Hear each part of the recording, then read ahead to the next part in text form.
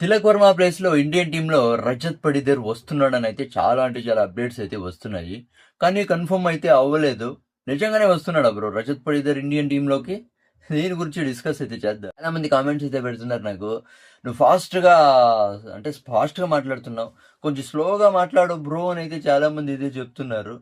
Okay. నేను స్లోగా మాట్లాడడానికి ట్రై చేస్తాను బ్రో. ఎందుకంటే చాలా మంది అయితే కామెంట్స్ అయితే చేస్తున్నారు. నేను స్లోగా మాట్లాడడానికి ట్రై అయితే చేస్తాను. అంటే తిలక్ వర్మ చాలా అంటే చాలా అట్టర్ ఫ్లాప్ అయినాడనే చెప్పొచ్చు. డిసప్పాయింట్ అయితే చేశాడు ఇండియన్ క్రికెట్ ఫ్యాన్స్‌ని.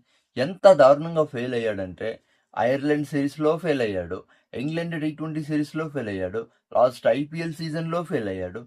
అయినా కూడా ఎందుకు బ్రో వైస్ కెప్టెన్సీ ఇవ్వడం అవునా కదా! అసలు బుద్ధనేది లేదు బ్రో ఇండియన్ సెలెక్టర్స్‌లో వరస్ట్ అంటే వరస్ట్. ఈ గంభీర్, అజిత్ అగర్కర్ ఉండేంత వరకు అసలు ఎలిజిబుల్ లేని ప్లేయర్స్‌నంతా ఆడిస్తా ఉంటారు. ఎంత దారుణంగా ఫెయిల్ అవుతున్నాడంటే తిలక్ వర్మ అసలు వైస్ కెప్టెన్సీ ఎందుకు ఇవ్వడం? అసలు ఆడించడమే తప్పు బ్రో నిజంగా తిలక్ వర్మని. ఎంత దారుణంగా అయితే ఫెయిల్ అయితే అవుతున్నాడు. ఇక్కడ రాయల్ ఛాలెంజర్స్ బెంగుళూరు కెప్టెన్ అసలు ప్రతి సీజన్ రన్స్ కొడుతూనే ఉన్నాడు. అద్దరు కొడుతున్నాడు మిడిల్ ఆర్డర్‌లో వచ్చి. అసలు ప్రెషర్ తీసుకొని చాలా అంటే చాలా అద్దిరిపోయే బ్యాటింగ్ అయితే ఆడుతున్నాడు. అయినా కూడా రజత్ పడీదర్‌ని అయితే పక్కనైతే పెట్టారు.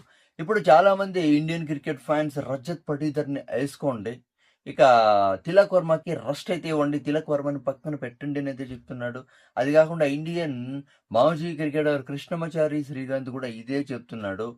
తిలక్ వర్మ పేస్ బౌలింగ్‌లో చాలా అంటే చాలా ఇబ్బంది పడుతున్నాడు. దారుణంగా ఫెయిల్ అయ్యాడు.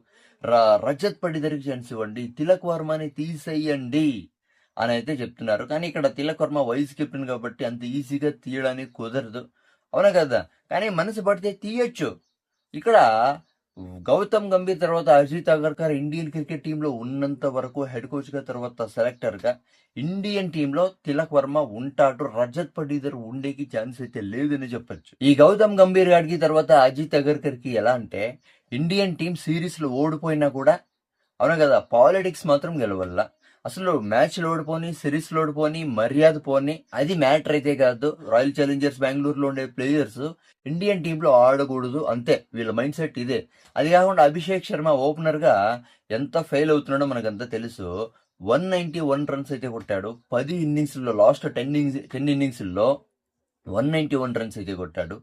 అయినా కూడా అభిషేక్ శర్మకి ఛాన్స్ ఇస్తానే ఉన్నారు. సంజు శాంసన్‌కి ఛాన్స్ ఇవ్వండి అని అయితే చాలా మంది అయితే డిమాండ్ అయితే చేస్తున్నారు.